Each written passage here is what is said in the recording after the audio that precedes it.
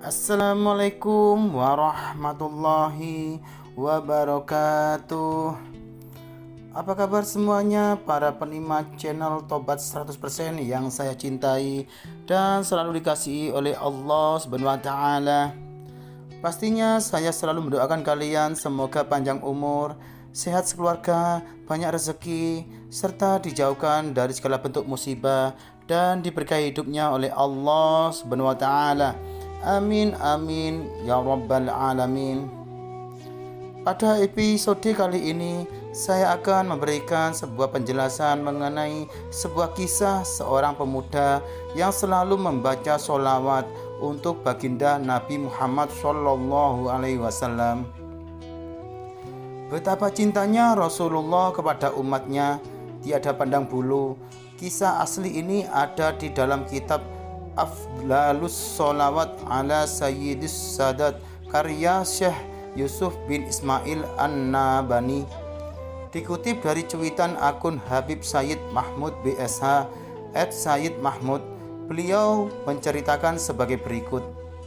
Pada suatu ketika di musim haji, Sufyan Ats-Tsauri rahimahumullah tengah melakukan tawaf di Baitullah. Ketika itu Sufyan melihat seorang laki-laki yang selalu membaca sholawat setiap ia melangkahkan kaki. Sufyan lalu menghampiri laki-laki tersebut dan menegurnya.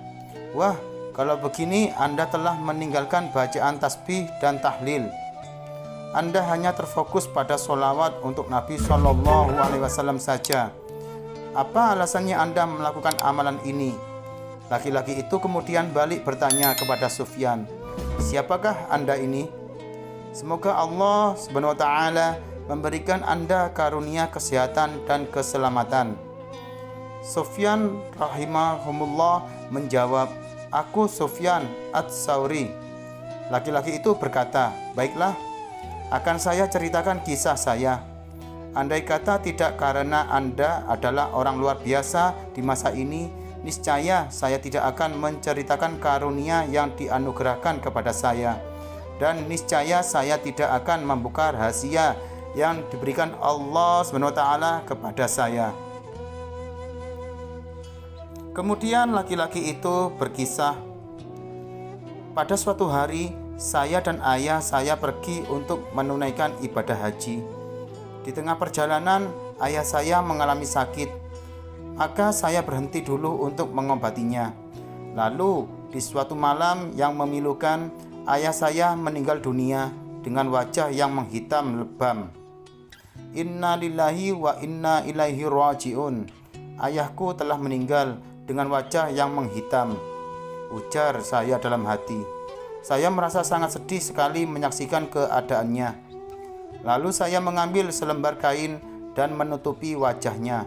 Saya begitu larut dalam kesedihan dan terus memikirkan, apa yang akan dikatakan orang-orang jika melihat wajah saya yang hitam lebam.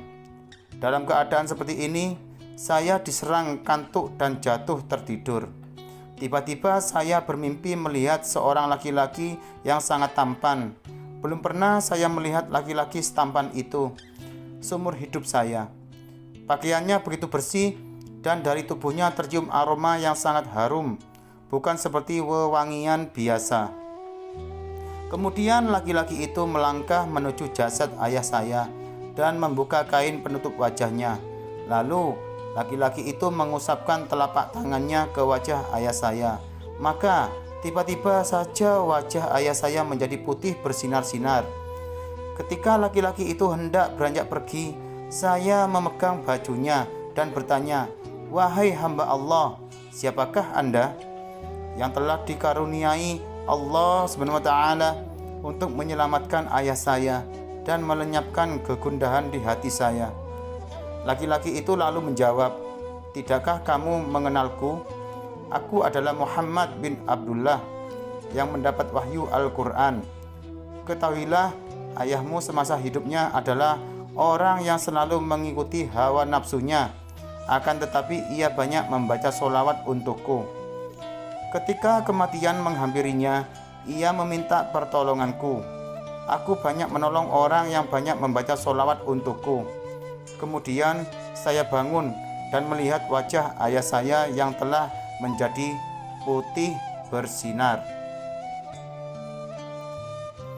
Catatan: Sufyan Ats-Tsauri rahimahumullah, bernama lengkap Sufyan bin Sa'id bin Masruq bin Habib bin Rafi bin Abdillah, dan dipanggil pula dengan sebutan Abu Abdillah Ats-Tsauri.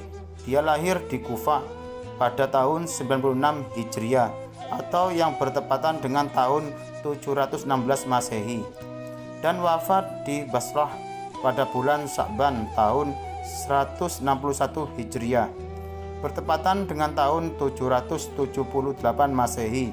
Dia tercatat sebagai adalah salah seorang tokoh ulama di masanya, imam dalam bidang hadis juga bidang keilmuan lainnya. Terkenal juga sebagai pribadi yang wara' yuzhud dan ahli fikih. Demikianlah kisah yang saya paparkan. Semoga menjadi tauladan buat kita semua dan menjadi sebuah keimanan yang begitu membuat kita semakin beriman kepada Allah SWT dan semakin banyak berzikir dan bersolawat kepada Nabi Muhammad SAW. Dan sekian, terima kasih, semoga bermanfaat. Wassalamualaikum warahmatullahi wabarakatuh.